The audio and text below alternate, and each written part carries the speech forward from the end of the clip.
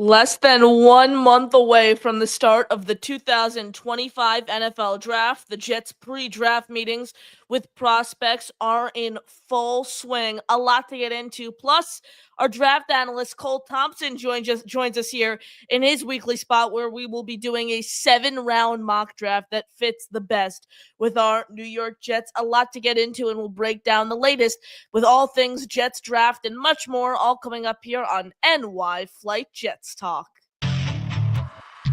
Jets, Jets, let's go. Jets wide receiver Wesley Walker. Wesley, how you doing today? ESPN writer Mr. Rich Cimini, Jets reporter for The Athletic, Mr. Zach Rosenblatt, Hall of Famer and Jets legend Mr. Marty Lyons. Your host, Connor Law. What is going on, everyone? Hello and welcome back here to another edition of NY Flight Jets Talk. We're here on Saturday, March 29, 2025. I can't thank you guys enough all for tuning in here on the show. Make sure you smash that like button and you are subscribed to the channel. It's completely free and it helps us grow significantly. It's the paid way to help us grow. That's the free way to help us grow. The paid way helps us grow just as much. You have two more shows to get into our March membership raffle. We'll throw the leaderboard on down below with the prizes we're giving away. Every $2.99 super chat or gifted membership will get you a ticket into our raffle. The prizes we're giving away this month, it's the biggest one we've done yet, so we appreciate all the support. But the prize we're giving away: Wayne Corbett signed jersey, Darrelle Revis signed photo, Al Toon signed photo, Keyshawn Johnson signed photo, Jericho Cotchery signed photo, a free item from our merch store, and a channel emoji. So make sure to get in on that if you haven't already. Please, please, please. It's a great way to help support the show and help us grow here on YouTube. So can't thank you enough for all your support. You got any questions, throw them in the chat. You can call into the show with the pinned comment. Our draft analyst, Cole Thompson, will be joining us shortly. He's wrapping up some work, but he'll be on with us in the next 10 or so minutes. In the meantime, kind of want to sit here and then, like I said, guys, throw the questions and we'll get to those. You can call in with the pinned comment. I want to get into some of the prospects the Jets have been meeting with, because they met with 3 prospects at Texas A&M's Pro Day, and some of them are really, really interesting in how they potentially fit the Jets. I'm going to start with the most intriguing out of all of them, and that's Shemar Stewart. Shemar Stewart is someone who the production at Texas A&M was embarrassing. You don't draft him for his overall production. He had 4.5 sacks over 3 seasons at Texas A&M, was a 5-star recruit coming out of high school. You bank on him because of his traits. This is someone 13th on the consensus big board, 6'5", 267 pounds, just an absolute freakish combine. The best RAS score for a defensive end in combine history at 10.0. This is someone who you could plug and play across the entirety of the defensive line. He had 71.2% of his snaps in 2024 off the edge, 22.5% of his snaps over the tackle, 4.2 over the guard, 1.5 over the center. So kind of like John Franklin Myers in that sense. Like, he provides you a lot of value off the edge, but you can also plug and play with him throughout the line, which is something that's really interesting.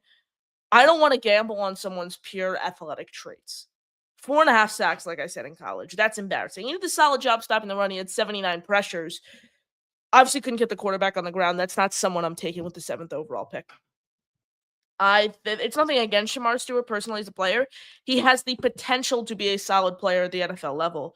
We just don't know what that's going to look like. I would much rather go with someone who's more of a sure thing, whether that means Mason Graham falls and you take him, or a Kenneth Grant if you really want to fill that void at interior defensive tackle. There are names out there who you could get in the building who the risk is not as large as Shemar Stewart.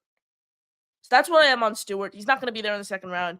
My guess is he's going to be a middle to late of the 1st round guy. I don't want Aaron Glenn touching him. I think that's a disaster. This team needs someone who's going to come in and as close to being a guarantee of a starter there is, and Shemar Stewart isn't that, because his production at Texas A&M was not great. So that's one of the prospects the Jets met with at the Texas A&M Pro Day. Another prospect, all 3 of them are defensive linemen. The next one I want to get into is Shemar Turner. This is someone, he's expected to go in the 3rd round, 81st overall on the consensus big board. The Jets have the 73rd overall pick. So Shemar Turner, makes more sense for the Jets than Shemar Stewart. Look, he doesn't have that insane upside. He doesn't have those wild athletic traits, but he was much more productive.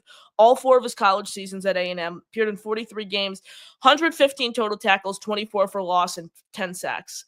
That is an insane number to the point where it's like, oh my God, you got to do everything you can to make him a New York Jet. But I bank on that in the third round before I bank on 4.5 sacks in 3 seasons in the first round. So I think if the Jets kind of want to address that need, you could put multiple, like, is versatile all over the defensive line. I think you could address that in a round. It just doesn't have to be with the 7th overall pick. I think you can even get that with a guy like Shamar Turner, who we're talking about right now. So I would be open to a Shamar Turner 1,000% in the third round. And the last one is Nick. I'm gonna try to get Nick Scorton from Texas A&M. So his first 2 seasons, he was with Purdue Boilermakers, led the Big Ten in sacks with 10 in 2023, and then transferred to A&M this past season. Again, a guy you can plug and play all over the line. He doesn't have an insane amount of snaps on the interior, but he still had a little less than 10% of his snaps on the inside. So you can play him a little bit on the inside. He provides you a lot of value on the outside. The thing I don't like here with Scorton is he's ranked 37th overall on the big board. You'd most likely have to take him with that second round pick. I don't want to go with a guy. If you're going to go defensive line in the second round, I want a guy like Tyleik Williams or TJ Sanders is another one from South Carolina who I really, really like. Nick Scorton, I think, is a solid player. He just doesn't scream second round to me. His consistency overall throughout college is kind of what scared me a little bit. Just doesn't scream right away to me second round talent, especially given the names that are available. So those are the prospects the Jets met with, the other day at Texas A&M's Pro Day. Smash the like, hit subscribe, throw your questions in the chat, call into the show with the pinned comment. Cole Thompson, our draft analyst, will be joining us shortly here on NY Flight Jets to talk a couple minutes. So stay tuned for that. Our guy Allen is in the chat, says, Connor, I am more confident in the Jets grabbing a DT mate for Quinn at pick 42 than I am with taking Warren Membu or Campbell at 7. Please tell me the difference with Tyleik, Sanders, and Alfred Collins. So Tyleik is interesting. Tyleik Williams is this big. Tyleik Williams is a big body. I think he's 6'3", 337 pounds, something of that nature. Tyleik is the guy I really, really like in the second round. Ideally, I just think he's your pure run stuffer. He's 22 years old. Yes, 6'3", 327 pounds. Really like his acceleration for someone his size. Super explosive, versatile frame. You could play him both nose tackle. You could play him in 3 tech. I think that's something that this team is really going to need to look for. You're going to need someone who's versatile. For example, Kenneth Grant. You can kind of move him around the defensive line, but I think he just plays too much of a similar skill set than Quinnen Williams. I think Tyleik Williams is that big run stuffer you could put next to Quinnen. So that's a name to look out for. You mentioned TJ Sanders there. I don't think Sanders is going to be on the board at 42, but if he is, I would be really, really open to that. He's one of the smaller guys. He's taller. He's taller than Tyleik. He's 6'4", but he's just under 300 pounds, 290 pounds, 21 years old, quick hands. I don't really like Tyleik. I would rather go with Tyleik over TJ Sanders, in my opinion. If I had to pick, I don't even think TJ is going to be there at 42. I think some team's going to reach at him. If I had to pick who I would want, Tyleik or TJ Sanders, both on the board, I'm taking Tyleik Williams for the Jets. I just think his presence next to Quinnen, that bigger body, that the more explosiveness for someone his size, I'd rather take him over TJ Sanders. And Alfred Collins is another one. People talk about Alfred Collins from Texas as a potential third round option. I'm going to be honest, I don't completely hate it. He's not someone I would be opposed to. If you, let's say you maybe go tackle in the first round, weapon in the second, you're looking for a guy in the third, maybe Collins is your guy. I think he's 71 on the consensus big board. So he's big too, 6'5", 320 pounds, excellent length, strong upper body, very violent, very powerful. I noticed watching a few of his games. This is another guy, very versatile, where you can play him anywhere from 0 tech to 5 tech. So you can really plug and play with him across your entire line. Where I'm leaning right now is if you could do something where you go Warren in round 1, you take Tyleik in round 2, and then you get a guy like Tate Ratledge or Ozzie Trapillo, both one of those two offensive linemen in round 3. I think that would be a really solid plan and a really solid route to go with this team. But I like those names there for sure.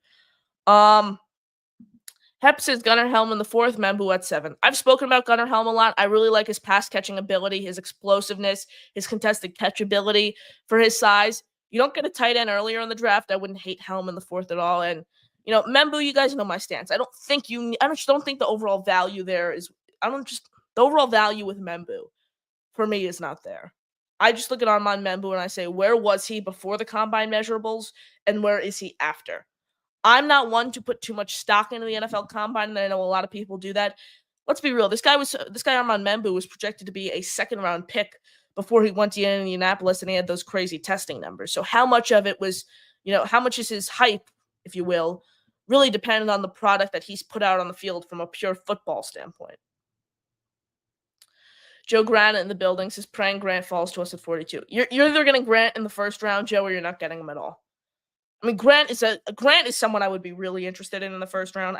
He's a perfect complement to Quinnen Williams. Again, like, you want to address that glaring need next to Quinnen Williams in the first round, you could do that with Grant.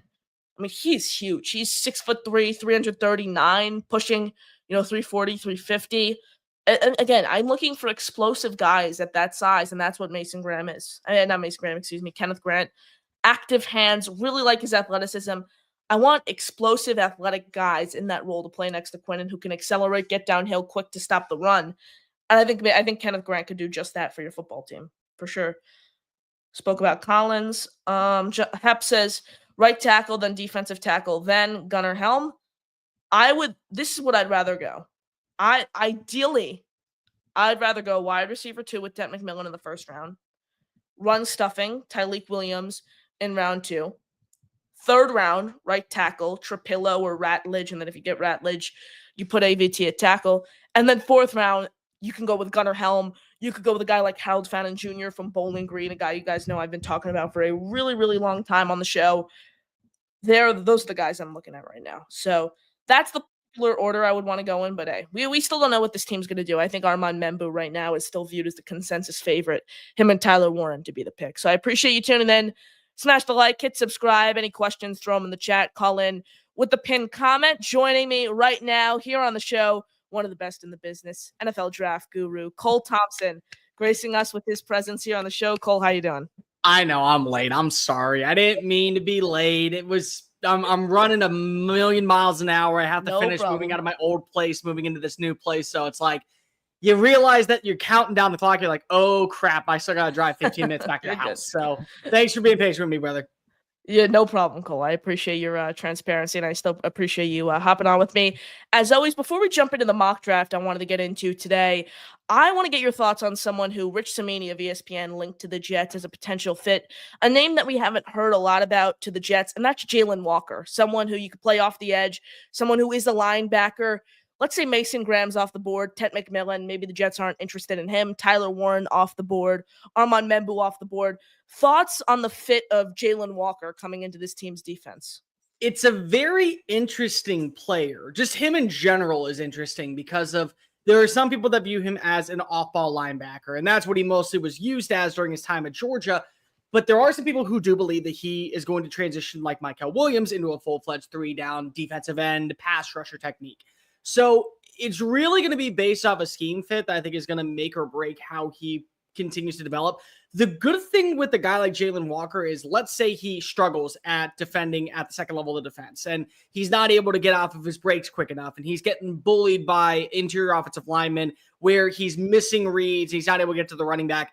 You can transition him to the outside as a defensive end. Or let's just say he's not winning his one-on-one battles as quickly as you like as a defensive end. The experience of him playing inside as that inside linebacker will allow him to flourish in that role. 7's a little too rich for me just because of, I feel like that with that tweener type, you really have to have that it factor. He was coming out of winning the Buckus Award last year. He was one of the best linebackers in college football. He was dominant during his time as a rotational player and then eventually a full-time starter in 2024 at Georgia. But I just feel like a player like him, when there are so many questions or what ifs or how he is specifically fits, for a team that's inside the top 10 that has certain needs and priorities, I feel like that you have to go after them. Now, let's just say you lose Armand Membu. Let's just say that, because there was a mock that just recently came out, he went 4th overall to the New England Patriots. So let's say he's gone. Let's say at pick number 5, they go after, Jacksonville goes after Mason Graham, and then or Tyler Warren, and then let's say Mason Graham's off the board at pick number 6. It's not the worst thing if you were to stay at 7 and take Jalen Walker. I get the reasoning behind it, especially with the defensive coach like Aaron Glenn calling the shots. But if I could trade back to, I don't know, like maybe 10, and let a team like Chicago jump on up to go get Ashton Genty to bolster up their running game. And you get a 4th round pick in return or a 3rd round pick in return, and you still get Jalen Walker. That to me feels like a much safer and probably a better outlook, just really in general for any pick at that point.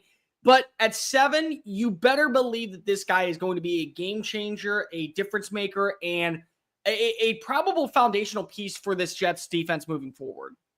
No, I get what you're saying there, Cole. So you basically think the best case scenario if the Jets want to take Walker is you trade back a couple spots, maybe you add a 3rd or 4th round pick, you get an asset or two, and then you take them. I see where you're coming from, 1,000%. And then one more question here before we fire up the mock. Sure. I want to get your thoughts on Armand Membu. I know you said last week that he's your pick for the Jets at number 7.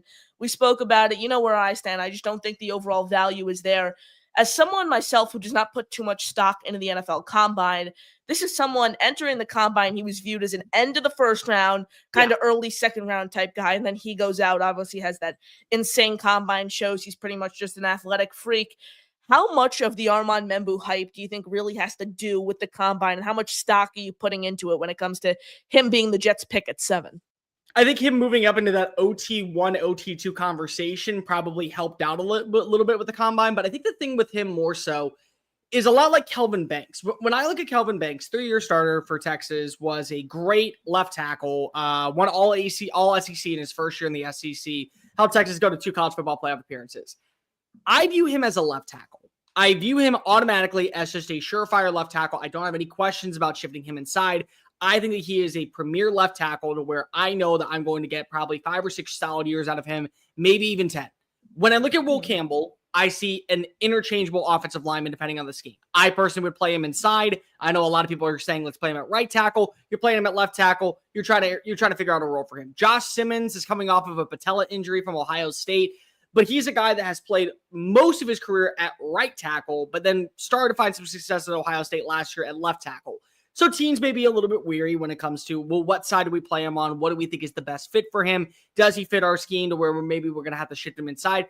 With Armand Membu, a 3-year starter in the SEC, one of the best run blockers, period, at the position the last 2 years, really for Cody Schrader, and then, of course, last season for Marcus Carroll and Nate Noel.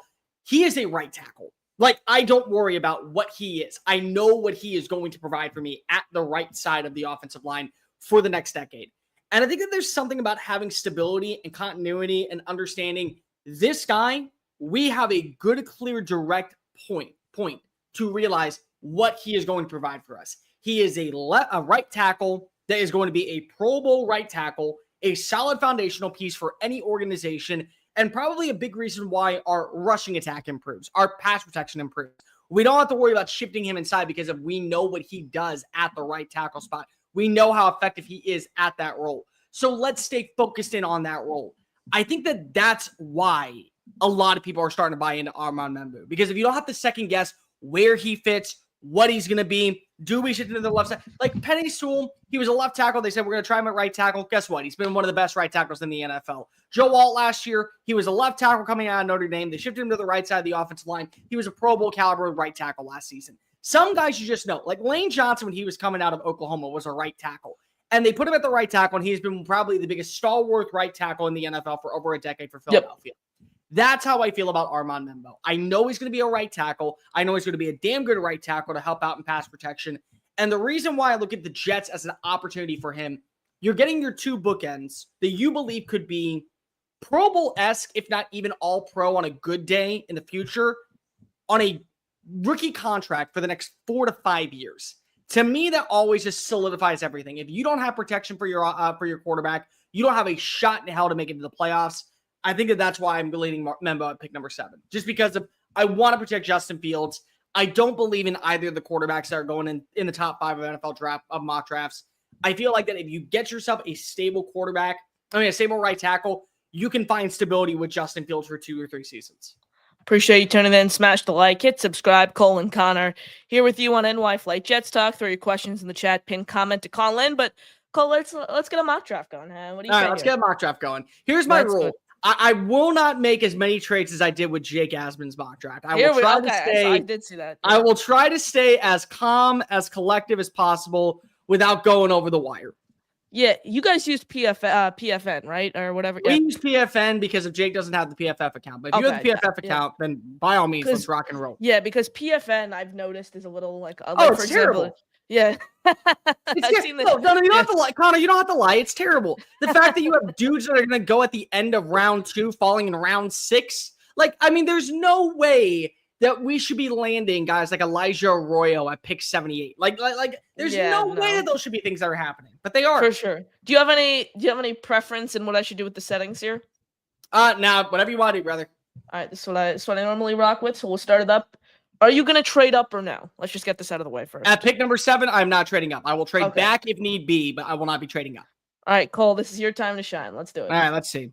All right, so who are the picks that we're taking? So Carter, Okay. 10 at 2. 10 at 2. Hunter, Graham, Genty, Campbell. Here's the thing, Cole. Sycamore has Ward and Sanders super low on his big board. Like he has Yeah. Sanders with the second round grade and Ward end of the first.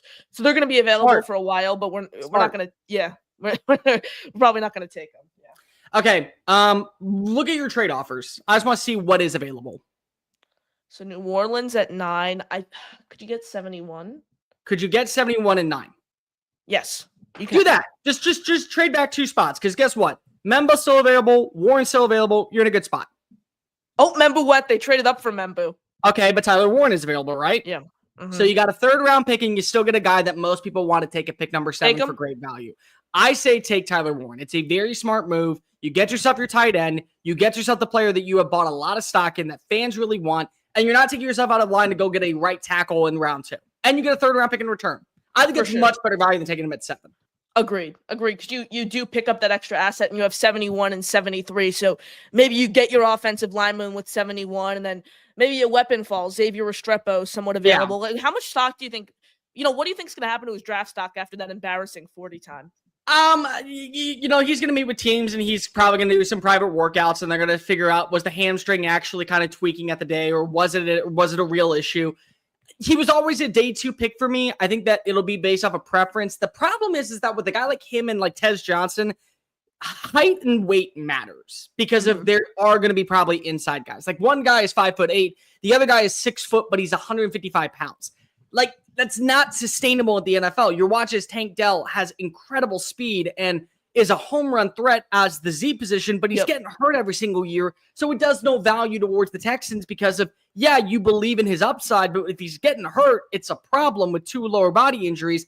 That's the thing with Tez Johnson and Xavier Restrepo. One's limited to the slot. One's limited to probably just being a vertical receiver, and you got to hope they can put on some muscle without losing some speed. They're probably both still round 3 guys, I would say. What's Tez Johnson? 157 is what he like weighed 158 pounds or something. Like he weighs less than I do, and I'm like 163. Like I actually saw that. I was like, gosh, I got to lose some weight if Tez Johnson's in the NFL at 158. All right, so we took Warren with the first pick. Do you want to? Okay, so we got Demetrius Knight, Watts, Revel. I really like him. Ooh, don't tell me. Okay, so here's my guilty pleasure. And it's going to sound bad. I don't really care. I am one of those people who, if there is a right trade back scenario to say, like, I don't know, 13 or 14, and he is there, I would take Will Johnson and just pair him with Sauce Gardner. Like, I am in that very small minority group of, like, if it's possible and that's the best player available, if I can get a Pro Bowl caliber corner with, like, pick number 14 and I got a 2nd round pick in return, I don't think that's that bad. Siobhan Revell is a guy that many people believe would have been the first corner or the second cornerback off the board if not for the injury during the regular season. Exactly. Harrison's interesting. He's off the board, but the Jets had a top 30 visit with him, and he showed his lightning speed at the combine. Who's this? So Maxwell Harrison from Kentucky. Okay, the corner from Kentucky. Yeah. See, there's a part of me that just believes that at some point, Aaron Glenn's going to take a defensive back. He's a defensive back. He's going to take a defensive back. Like, I get it. You got room, but like, there's a part of me that wants to do it. Like, I'm getting such potential. He's 6'1". He's got great closing speed. He's a good open field tackler. He's great in man coverage. There's also a part of me that's like, do I really want to go ahead and take it? Yeah. What's your gut telling you, buddy? So right now, I'm I'm really leaning towards Revel just because like I like Xavier Watts as a player a lot, but I feel like you could get better value for the safety class in one of the later rounds. Like this safety class is so deep. If Amanwari was there and he didn't go at 39, he would have been my pick right away. I'm leaning even towards Ward was on the board at 39. Oh, yeah, that would have been easy pick right there. Yeah. That's a first rounder. Exactly. I'm Alexander 240. Don't you think that's a little low for Darius Alexander? Not really. Like it's about that range. I think I have him like around 48. So I mean, he's in that area. Tyler Booker. The problem is that do you need a guard or do you need a tackle? Because I know slide AVT out to tackle. That's do you want to do that when you have a Pro Bowl guard like that? Like this is the point that I hate when it comes to people overthinking positions. Is that you got a Pro Bowl guard? Let him stay at guard. He's really good at what he does. Go look at the wide receivers who are available because I saw Higgins. I saw that. Who else is available? Restrepo. Harris is available. He's gonna be there in the third, though. I think was one of our picks. Go down a little bit. Just don't want to keep seeing. Jalen Royals is still available. Tess Johnson's there. Isaiah Bond's there, which I don't really love, but I would love it at like round 4. Let me see. Kyle Williams is there. Okay, I like Kyle. I love Kyle Williams' tape. I think it's phenomenal tape. Definitely. He's definitely a. I don't think he's as proven as like some of the guys. Like I know Mike Renner is really high on him for CBS Sports. So is Sam Monson from 33rd I don't think he's at that level of like, oh my god, cannot wait to see him like become a 1,000-yard receiver in day 2. Like I think he's probably fitting that late day 2, early day 3 window, and it's going to be a really good player. But like. I still have my question marks for him. The wide receivers is really good to where I feel comfortable taking Ravel. Look at offensive tackle because that'll really make this job easy. All right, bet. Let's see. Here we go. Ursary. I love Ursary. Ursary is there. Okay. He had a top 30 visit with the Jets. Jackson, Trapillo, Mabu. Milam, I think, is going to have to play. Yeah, Milam's a guard, too. Milam's a guard. Yeah, Salavina's probably that mixed like tweener type. I don't really know. You could plug and play. Cameron Williams, like definitely not round 2. That's for dang sure. I don't like the Texas tackles. I don't like Kelvin Banks either. I like Kelvin Banks, but there's a lot of issues with Cam Williams. There was Anthony Benton is probably I'd say maybe he's a day 2 guy. I think he's probably a day 3 guy more than anything else. Yeah. Let me ask you, do you feel good about Trapillo being there in round 3? Because what we could do is if you just take Ravel here. Well, what do you got? Every mock I've done, he hasn't been there, and I love Trapillo. It's up to you. It's your mock. I was just thinking Trapillo. Who's the tight end? What'd you say? Who's the tight end? Let's see who's that tight end. All right. We took a tight end. We took Warren. Never mind. We already took Warren. That's right. Yeah. Okay. Well, I feel good about wide receiver. I say take Iracy. That way you just get a tackle, you lock it in place. I know that Ravel is a really good pick, but I think if he's there, it's a really just overall, you get a guy that can start right away if need be. I think Donovan Jackson's going to be playing guard at the NFL level, so don't worry about that. And there's probably going to be a wide receiver, and there's going to be a cornerback there available later on. Okay. Oh, Trapillo's there. Trapillo was there. Okay. Yeah, of course, the one time he's there. I love Mason Taylor, but we took a tight end. You already took a tight end. Who's that? Let's see wide receiver. By the way, so we pick and then it's the Bears pick and then we're back on the clock. So we could trade back if we need to, but let's just see. Trey Harris is there. Jalen Royals is there. I really like Trey Harris. I think that Trey Harris in like this range is a pretty solid pick. I think Tez is a good player, but I can't roster someone on my team that's under 160 pounds. Like I just can't do that. Yeah, I got you. I would. The wide receivers, I would take Harris here. I think Harris is a very smart pick in round 3 for this value especially. So you think Harris is the pick? I say take Trey Harris here. Lock it on in. Get yourself a good extra receiver. We're right back on the clock, and all right. See what the trade available. See who wants to trade with you. Just to move down a little bit. 78 back 5 spots. Can we pick that up? Should we try? You can try, see if it works. If it doesn't, no. Yeah. Okay. Do this. Get rid of 119 and go move back one more. Just pick up an extra pick. Okay. Wait. What should I do? So you're what's the next one? 152? Yeah. Oh yeah, just try doing that. All right, bet. Cool. Move back 5 picks. There you go. Trapillo's still there. No, Trapillo's still there. Yeah. All right.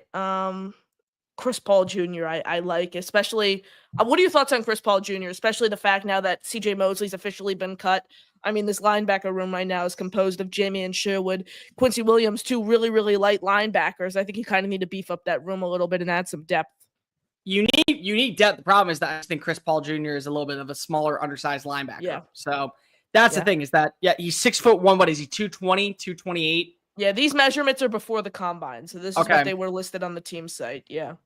And I don't even think he's 6'1". I think he's like more so 6 foot. So do you want a small linebacker? Like, because if you didn't re-sign, Jamie and Sherwood, maybe you feel a little bit better about that.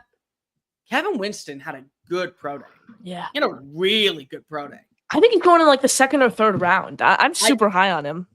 I don't know if I take him here, though. That's my only thing. Even without a safety, because who would we take? We took Warren, Ursary, Harris. We still have a lot of picks left. Yeah. Should we try to look at the defensive linemen? Probably. I was going to say, go to defensive lineman. CJ West, I think I still have. Is CJ West gone? CJ West was off at 73. Was the pick. Yeah. So he was. Okay, so he was the pick that moved it. Walker's he's just huge. Deion Walker's a big boy. He's big. Oh, big my. Dude. What are they? Like, he's not Dingy McGee's big, but he's big. Like, he is he's a good run stopper, though. Sure. At the combine, he measured in at. I'm still. I think he measured in at 331 pounds, 6'7". So yeah, he's big. Yeah. What do you think? I like Walker here because I just think you need that big guy who's able to come in like that explosiveness, who's somewhat versatile. Like you can play him. Do you think he would pair well though with Quinnen? Is the only thing. Yes, because you need someone who's explosive and is able to stop the run. That's what you need next to Quinnen. Why not? The guys I really like to put next to Quinnen went off the board early. I like Kenneth Grant to put next to Quinnen, and I like Tyleek Williams along with T.J. Sanders. So you think Walker's the pick? Yeah. Well, if Sanders is gone, who I think he is, so yeah. If Sanders is gone, then go get Deion Walker. Lock yourself in. Perfect. And then you picked up a 5th round pick to move back. Exactly. How big's body? He's smaller too. Yeah, smaller linebacker, and he's probably Will Howard's there. Will Howard's there. That's interesting. Look at tell me if what's his name is there. Tell me if Colin Court's on the board. He is. He goes very very late here. Wow. Okay. So right below Quinn Ewers. Okay. So we got a while before we're going to take the quarterback then, because that's the only quarterback that at this point that I'm willing to take. Sankers. I like Helm a lot. Is Fannin Jr. still here? Ooh, Kobe Bryant's still there. Where is he? Go back up. Oh, there he is. Yeah, I see him. Kobe Bryant's a really interesting cornerback. He was really, really good. He's got 175 pounds though. Well, okay. Who's starting opposite of Sauce this year now with DJ? Brandon Stevens. They paid him $36 million. So he's the starter. So he's CB2. 3 years, 36. Yeah, without a doubt. I still think that Kobe Bryant's a dude that you have a lot of upside for personally. Right. I think that if you get yourself a cornerback that you can at least say, hey, he can compete for second team reps, and we got a third dude just in case of anything. All right, perfect. Let's run that in. Boom. All right. I like Tutton a lot. They're not going to take a running back though. No, they're not going to take a running back.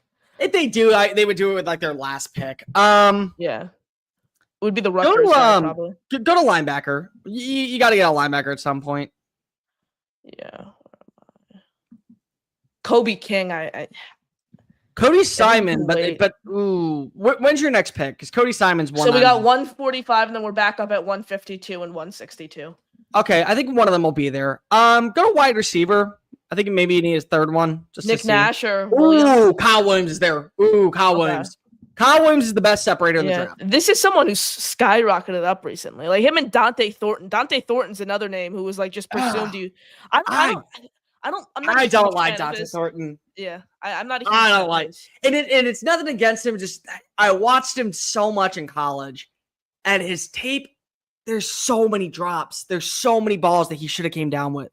I don't know if Pro Football Focus has all the drops that he had, but there were probably just only this past season. Probably, yeah. He doesn't even have enough targets really to get matched up. There was so against Alabama and against Georgia, he had 2 critical drops on third down that would have probably helped Tennessee take control for most of that game against Alabama, and then at least make it interesting against Georgia in the second half. Were they concentration drops? They were easy balls. They were great throws from Nico. They were fantastic throws from Nico. Hang on, fast. Yeah. Hey, I'm doing a live stream. What's up? All right, so I know I saw your text message. All right, sounds good. Bye. There you Kyle go. Williams from I Washington say State. Kyle Williams. All right, perfect. We can do that. What are your thoughts on Emeka Ibuka? Because I was listening to Check the Mic with Sam Monson and Steve Palazzolo the other day. Yeah. Sam had Kyle Williams as his 4th-ranked wide receiver Yeah. and didn't have Emeka Ibuka in his top 10. So I wanted to ask you, what are your thoughts on Emeka Ibuka? Because I think it's just this foregone conclusion that he's the clear-cut wide receiver 2 in this year's class. No, and not boom, for me. he's gonna. Okay, so where is he on your? No, he maybe is 4. Okay. Wow. That's okay. 1. That's easy. Yeah. 1. Golden and Burden still are arguing it out for me, wide receiver 2. I personally love Luther Burden. I think I don't like him for the Jets though. Like I completely respect that. Yeah. I think he could be a Z. I really do think he could be a Z. But I look at that special teams value on what he does on punt return and what he does on kickoff return. You're getting a second type player for him. And that adds to me exceptional value because of, yes, I understand that maybe he is a slot only guy, but I think that if you try him out at Z and he doesn't work out, you know that he can still be a great value on special teams. When I look at Emeka Ibuka, he's a slot guy. Like that is a dude who may be 6'1" and is a great route runner and is good after the catch and has very solid hands, but that is an inside guy. And I'm not going to try him on the outside because I know that he's not going to work on the outside, but I know he's going to be a very good slot receiver. Where Matthew Golden, I think, could be on the inside. He could be on the outside. I think he does great in contested catches. I think he's got great vision. He tracks the ball extremely well. Any single time that you need a big-time play for Texas this past year, there he was as the number 1 wide receiver. The way that he ran, like that 4.28 40 time was special because of you realize that he's more than just a great route runner. His change of direction is fantastic. I think that there is a legit scenario where, depending on the style of offense, he is the first wide receiver taken, even though I do love Ted McMillan. But I mean, I could see the Jets taking him. I don't like the narrative that Emeka Ibuka is not in your top 10. Like, I love the fact that Kyle Williams is getting loved because he had such a great second season out in Pullman last year.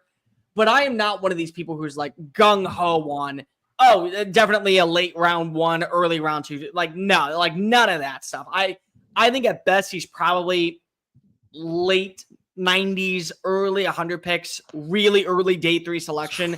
Okay. And a very solid wide receiver 3 that could turn into a low tier wide receiver 2. Like, I think that there is a lot of potential for him. But Matthew Golden's interesting because when asked during his introductory press conference what Aaron Glenn looks for players, he said speed, acceleration, agility, and it's like all those things Matthew Golden brings to the table. We heard the Jets had a huge presence at Texas's Pro Day. Their co-director of player personnel, John Carr, alongside Glenn, were in attendance for the Longhorns Pro Day. So that's certainly a name to look out for. But here we are. All right, so we're at 152. We're back on at 162. Then we have 186 and 207 to round things out. McCord's on the board. McCord is there. Go back to linebacker because one of the two should be there. Yeah, hopefully. Yeah, both of them are there. I personally like Cody Simon better. I think Kobe King is a really good player. I think that Cody Simon could be a fringe starter. Like, definitely. Look at their size difference. Let's see.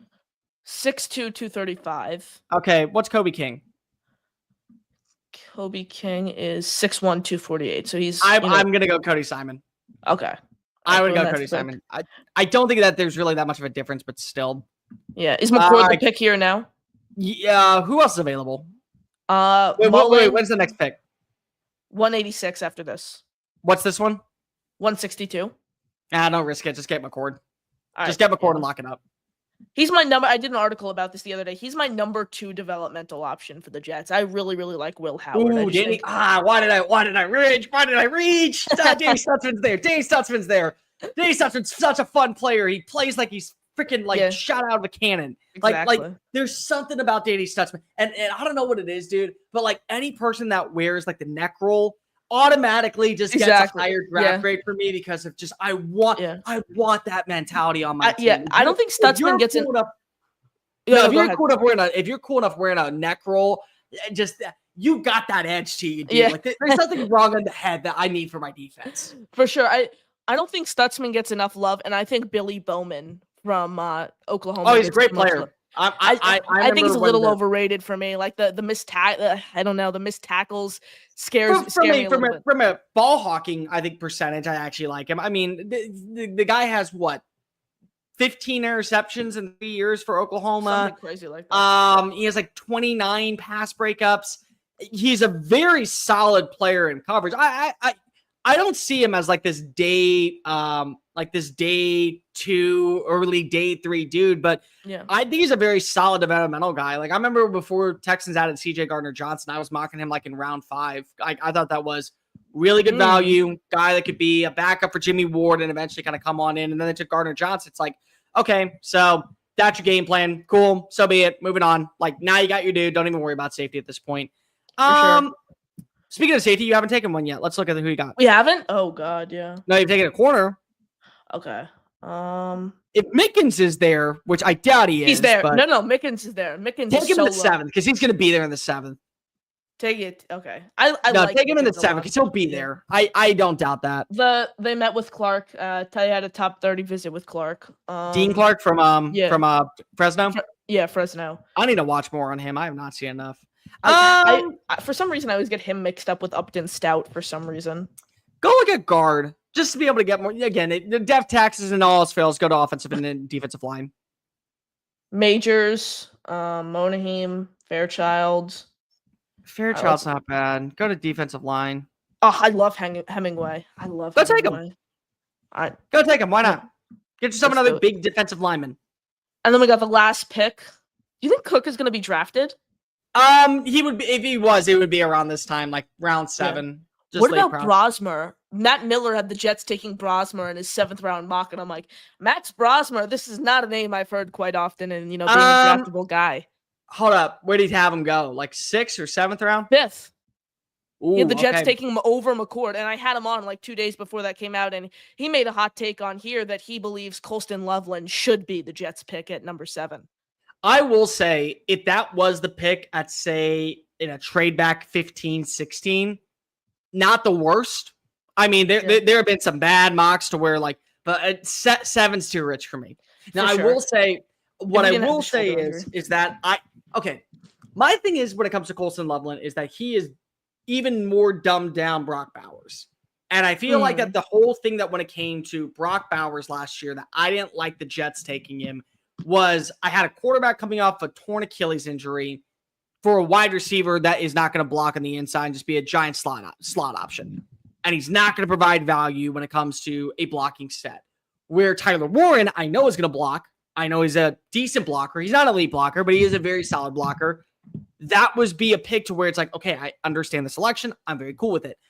I don't know if Colston Loveland is going to transition into being a decent enough blocker at the NFL level. I thought that he had his moments when he was in college, just like Brock Bowers has moments when he was in college. But what he was known for was being a chain mover and a very good intermediate receiving threat, which, again, is what we're going back to with Brock Bowers. If you think that Sam Laporta is a good blocker, then I think that you want to go after a guy like a guy like Tyler Warren. If you think that Sam Laporta is not a good blocker and you still want to get a blocking tight end, like, okay, if you traded back to say 15 and got Colston Loveland, as long as you walk out with Jackson Hawes, the tight end from Georgia Tech. I love Hawes. As long as you walk out with him as your blocking tight end, I can live with that. But you're not going to get a dude that is going to offer you tremendous value as a blocker. Exactly. With a guy in Colston Loveland. You're going to get a separation first and a separator that's going to be able to do wonders for Justin Fields. Who, again, look at Justin Fields' numbers throughout his time in Chicago and look at his numbers during his time when he was in Pittsburgh. Loves going after the tight ends. You got to get a tight end if he's going to be your starting quarterback. I'm fully invested into that. But I want a blocker. And I'm not going to get that with Colston Loveland. I will get that with Tyler Warren. Yeah. Speaking of which, make your last pick. It's RJ Mickens. RJ Mickens. Here we go. Yeah, my thing with the tight ends. I was doing a film breakdown on here yesterday. Welcome back to the Jets, Mickens family. You're welcome. There we go. Here we go. Let's look at this first. Obviously, they're not going to like that pick because Shitter Sanders was still on the board, but we all know that's not happening. All right, let's see how they Warren B-. They don't like tight ends. Screw you. Ursary C-. I don't understand that one. The value it was because Shedeur, that's why. The value was 42. Well, here's my problem. Shedeur's not going to be there. So there was no point of mocking him and trying to take him when he's not going to be there. Exactly. We know he's not going to be there. For sure. Harris B. Okay. Deonte Walker C-. Kobe God Bryant. bless. They hate my mock. It just has to do with like where they're ranked on these guys' big board. I mean, who knows? All of these guys could be all pros one day, and all these guys could be out of the league. And we could have circa 2022 mock draft. I mean, circa 2022 draft for the Jets 2.0 in 2025. Williams B-. How is it a B-? I don't know. McCord A-. Wow, my best pick is the quarterback. Shocker. Hemingway, that was mine. Okay. Mickens C-, B-, bottom 33 of Jets mocks. Wow, thank you, PFF. I appreciate you guys. I love my mock draft. I think I did a great job. No, I think you did a great job as well. And I thought the Jets really addressed all their needs. One more thing, how much time do we have left here, Cole? We got you got me for about another 10 minutes. Yeah, perfect. So I want a few more. I want to rattle off one thing here, and then we're going to take a couple questions before we wrap. Here's what I want to ask you. Harold Fannin Jr., Bowling Green. This is a guy I've been watching a lot recently. Did a film review on him yesterday. I'm not saying he's better than Tyler Warren throughout his college career. He was more productive than Tyler Warren. He deserved the Job Mackey Award over Tyler Warren. Yeah, I mean, on that 750 yards after the catch, most yards in the FBS. He led college football receiving yards. Exactly. Not the best tight end though, according to voters. This is why, Connor. This is why I can't stand how many people get their vote. So, like, I'm a Bolitnikoff voter and I'm a Doak Walker voter. Oh, you are? Yeah, and I have a vote for the Lou Grasso Award of all things. Kicker. So it's I have those votes. For who? Kicker? Yeah. The Michigan kid. Okay, not Borregales. Yeah. Borregales. I was stupid to do that, but he was perfect for the year. He was 12 of 12. So I'm like, all right, cool. Give me perfection. But like, the problem is that once you get that vote, you're in the committee for the rest of your life. It's like the Heisman. Like the Heisman, there are people who currently work outside of sports that get to pick who was college football's best player. And they're not paying attention to that, or they're watching the stats. Like, I mean, if you look at Ted McMillan's season last year and what he did at Arizona on a 4-8 roster, he was phenomenal. He was the only weapon for that team, and he still put up over 1,400 receiving yards and finished second in receiving touchdowns. But then you look and it's like, oh, but Travis Hunter, who, was a two-way player, who did deserve the Heisman. He wasn't the best receiver. He wasn't the most consistent receiver, but he won the award because of popular name, click. And like, that was the same thing when it came to Tyler Warren. Like, most people don't even know where Bowling Green is. And they're like, why is it orange and brown? Exactly. And and it's like, dude, he played against minuscule competition, not knowing that in the game against Penn State, 137 yards. Yeah. He had a better game than the guy that won the award against that team. Exactly. The only reason why they were even close to having that upset was because of Harold Fannin. And then he played Texas A&M a week later, and he had 162 yards. So it's like, he played quality competition. I'm done with my rant. Continue what you were saying. I just wanted to say, this is the guy who had over 1,500 yards, 10 touchdowns last year, most yards after the catch with 750.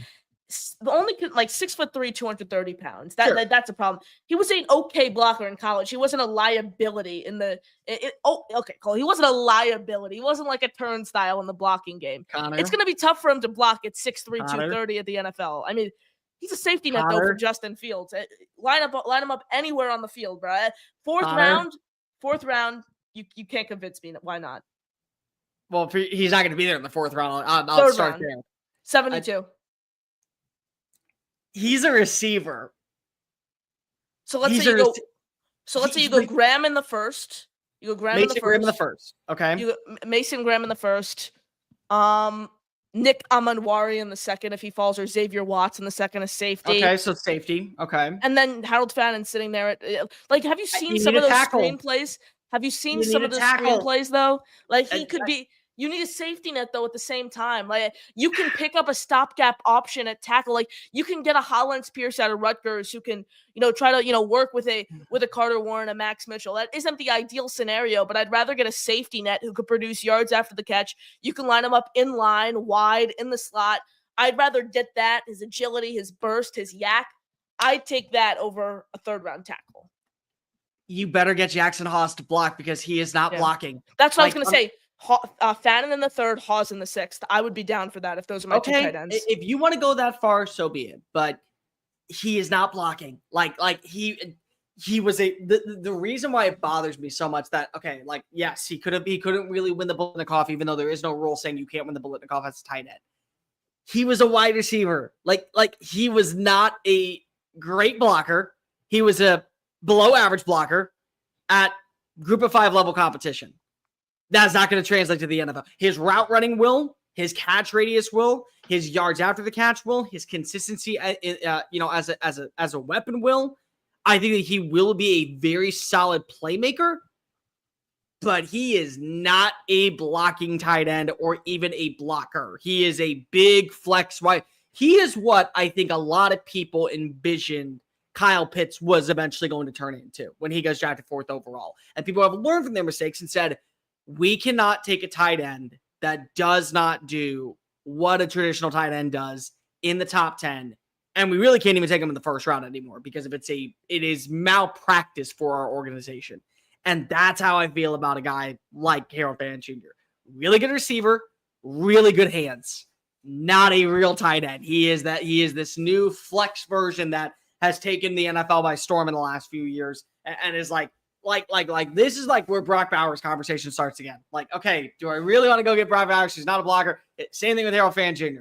Bigger size, good catch radius, but he's not a blocker. So if you could promise me what Brock Bowers did or 3/4 of that out of Harold Fannin, I'm taking him in the 3rd round any day of the week.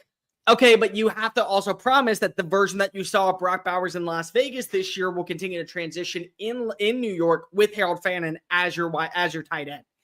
You got to promise. This team needs pass catchers though. Period. They still need wide receiver help. It's not like they have wide receiver set and they need a pure blocker. You can get your blocker like Haas, or you can even a guy who's still on the open market, and I think is the Mo Ali Cox, who's been with the Colts the past few seasons. He's nothing. But if you're getting Mo Ali Cox, then why are you going to go get Harold Fannin? Because Cox is your big blocker. Ali Cox provides you no receiving value whatsoever. I think he had a little less than 100 receiving yards last year. He could be it was Indianapolis. Nobody was playing good quarterback there, so it's not like it's the end of the world. No, but his whole career though, he's never been known. Sure, I mean you're not wrong. You aren't. I know. So maybe he's your Jackson Haas. You don't draft Jackson Haas. Ali Cox is your big blocker, and then you get a guy like Harold Fannin, Stone Smart, and Harold Fannin, they're your 2 receiver guys. Stone Smart, they signed in free agency. And then Rucker, I don't even want to be on this roster. Maybe you add another guy. The bottom line is the tight end room isn't going to be pretty. I just think if you can add another blocker and get Fannin, you could dominate the receiving game and still provide blocking value with a guy like Ali Cox who's going to cost you $2.5 million max. I will make you a deal. I will buy into Fannin if you were to take Armand Membo at pick number 7. You were to get a defensive lineman like a Kenneth Grant at pick number 42. And then you still what about Tyleek? So what about this? If they went Membu, Tyleek Williams, I'm fine with Jr. That. Do you sign Mo Ali Cox in free agency? Yes, you do. Okay, then yes. Okay, now you got my attention. But I cannot walk out of my first 73 picks without a right tackle. You need just somewhat of a blocker, period. That to me is malpractice, is not protecting Justin Fields and setting him up. If we are going in for 1 year with Justin Fields as our starting quarterback, I have to know that there is a right tackle waiting and being competitive with Max Mitchell, with whoever else is up for the competition. That way I feel good about taking a tight end there. Because again, they do need a tight end. I'm not disagreeing with you at all. But if I do not have that blocking on the right side, I cannot take Harold Fannin Jr. pick 73. I just can't do it. Get that 1,000%. Cole, I appreciate you hopping on with me as always, guys. I'll stay on here a little longer. Answer your questions. Don't worry. I got some time. You got some time? Yeah, you got time for a call? Yeah. Come on, bring him on in. I know he's waiting. No, Beast is not backstage anymore. Beast top back. What? We got our guy Tommy, who's first up here on the show. Hey, Tommy, how you doing? How you guys doing? How you doing, Tommy? Connor, much respect. Cole, much respect. Appreciate it. Love the show, Connor, with Jack and Chris G. Thank you. I appreciate that, Tommy. I appreciate you. And then much success to that. Thank you. Chris and I are back on tonight at 9:30 if you want to come in hang out with us. First of all, guys, I risked my life getting onto this to give something because Bobby's show's on right now, and I Oh was on God. Bobby's show, and I said I'm leaving Bobby's show. I had to make a point on Connor Long's show, and he almost, Bobby. He now I'm not his friend anymore. It's all good. I'll get back into the magic with Bobby. Bobby hates everybody for like 5 minutes, like, and then he gets over. I said, Connor Long's like 12 years old, 13, right? Like, he has a show. I just want to make a point. He said, I don't give an F. Like, get off my show. Let's go to his show. But it's all good because I wanted to talk Jets for a minute, guys. All right. All right. Fire away. Here we go. Like, I got what you guys are saying basically is like, I want Tyler Warren at 1. Or I want the lineman Amembu at 1. Yep. Okay. If you're going tight end or lineman or whoever you're really going at 1, and what you guys are saying is, when are we actually drafting that wide receiver? Because you're going 1, 2, 3, 4. There's still no wide receiver. What do you mean? When do we go after like a wide receiver? I thought we were going maybe tight end or lineman 1, like with a Membu, and I could see Tyler Warren right at 1. Then pick 2 going D tackle or going for an offensive lineman to fill that right tackle spot. Then with pick 3, wouldn't that be the wide receiver round, like with the 140, whatever, 109, or pick 4? So when we did the mock, we took Trey Harris with pick 73 out of Ole Miss. So that was the 3rd round pick. So that would have been the 3rd selection. I think personally, Tommy, the good thing is for the Jets, they have a wide receiver 1. That's all they got. They got Garrett Wilson. They got to pay Garrett Wilson. They got to pay Garrett Wilson some good money because of what he's provided. And you just watch how much T. Higgins got paid, and you can make a valid case that what Garrett Wilson's been working with compared to what T. Higgins has been working with, he's going to get a lot of money, a lot of green to stay with green. But you have a wide receiver 1. This draft doesn't have a lot of wide receiver 1s. They have a lot of good wide receiver 2s and a lot of good wide receiver 3s. So like Trey Harris in round 3 at pick 73, for my money, is tremendous value. And I think it's a really good fit for what Ernston's offense is going to command. And I think that when you pair him alongside with Garrett Wilson, it allows you to feel confident in having a wide receiver 2 and a complementary piece. You're not pushing out Malachi Corley entirely. You're giving him still an opportunity to try and figure out what he's going to be. And it doesn't take you out of the running to take a wide receiver 3 or a wide receiver 4 in, say, rounds 5 or 6, to where at least you're adding in another guy. Now, my dream scenario would be a pick 73 for the Jets if they could land Jack Besh out of TCU. If they could land a 6'3" flex type of tight end, flex type of wide receiver that used to play tight end, probably is going to be inside, has drawn comparisons to Puka Nacua for the way that he blocks downfield and his route running. That, to me, I think stabilizes your roster perfectly. The problem is that everything that I've said, all other GMs are looking at, all other GMs believe that he's probably going to be there at the end of round 2. They're going to take him in round 2, and he's not going to be there in round 3. So do you want to overdraft Jack Besh in round 2? Or could maybe you trade back in round 2 to where you get an extra 3rd or you get an extra 4th or something like that, and then you take him at, say, like pick 50, and then you go address defensive tackle later on. Those are some things that I'm just talking about here, because you're in a really good spot with Wilson as your wide receiver 1, and because of how much depth there is in like the later rounds for 2 and 3, you maybe don't have to reach for a wide receiver. I get, Cole, I get the point where you don't have to overdraft for a wide receiver, but don't you think in this draft, by round 3 or 4, you have to grab a wide receiver? Absolutely. Oh, absolutely. If they do not have a wide receiver by pick 73, I would hope that Dale Muji would trade back into round 3 to get himself a wide receiver. I would hope that he would do that, or he would at least have on the board, we're starting Saturday morning, we are taking 2 wide receivers with our next 2 picks. That would be my hope.